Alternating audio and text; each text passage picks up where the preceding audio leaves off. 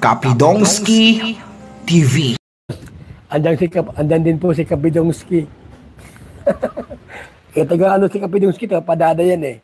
Nabudunsor, Kapidongski. Kapidongski, shout out. Hala, Erica at Veancy may pagkahalintulad raw. Mga fans may napansin kay Erica at Veancy, ano kaya ito? Mapagpalang araw po mga idol, please like this video at paunawa tapusin muna ang buong video na ito at unawain ang nilalaman ng video at bago magkomento. Daghang salamat mga idol sa walang sawang panunood sa aking munting channel, ang inyong lingkod ang Bisayang taga Davao Kapidongski TV. Erica at Veancy magkapareha raw saan at ano? Number 1, bakit magkatulad si Erica at Veancy? Una, alam naman natin na si Erica at Veancy ay natulungan sa Kalingap. Pangalawa ay taga Camarines Norte silang dalawa. Pangatlo, pareho silang naging love team ni Kay Edo. Pang-apat, si Erica at Veancy ay naranasan ang kahirapan sa buhay. At higit sa lahat ay naranasan nilang kumain ng toyo at mantika. Ayon nga sa share post ni Veancy, may caption na, "Mas masarap ang toyo plus mantika." Naalala ko noon may share post rin si Erica na toyo at mantika at sinabi niya sa isang interview niya dati na mas masarap daw kumain ng toyo at mantika. Kayo mga idol, naranasan nyo bang kumain ng toyo at mantika?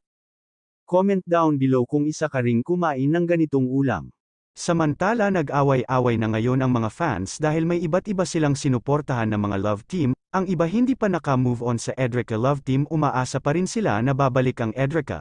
Ito lang masasabi ko sa inyo mga idol, move on na lang tayo dahil mismo si Erica ang ayaw na.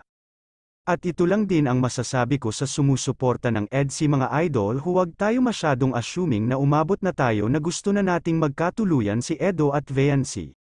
Dahil paulit-ulit sa video ni Rab bago mag-umpisa ang nakalagay ay for entertainment purposes only. At alam naman natin kahit sa live ni Edo palagi niyang sinasabi na kapatid ang turing niya kay Veancy at palaging sinasabi na bata pa si Veancy.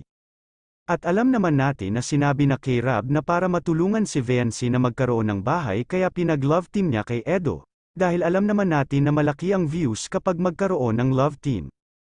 Dahil siguro ang daming wala ng kilig sa kanilang buhay kaya binaling na lang nila sa iba. Hahaha, bato-bato sa langit ang tamaan ay mabuklan jud, hahaha.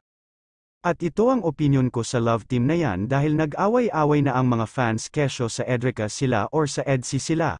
Hello mga idol, huwag kayong assuming, huwag nyong diktahan ang mga bata. Hayaan natin na mga puso nila ang kusang tumibok, huwag nating diktahan sila dahil lang sa kagustuhan natin na sumaya tayo pero hindi natin iniisip ang damdamin ni Edo at Veancy.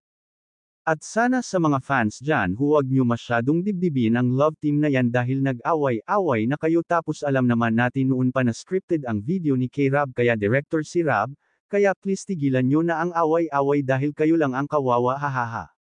At please huwag kayo masyadong assuming mga EDC fans dahil hindi natin alam ang panahon, baka mabuwag ang EDC katulad ng Edrica at para hindi kayo masaktan katulad sa Edrica. Kayo mga idol, anong masasabi ninyo? Comment down below at ating pag-usapan.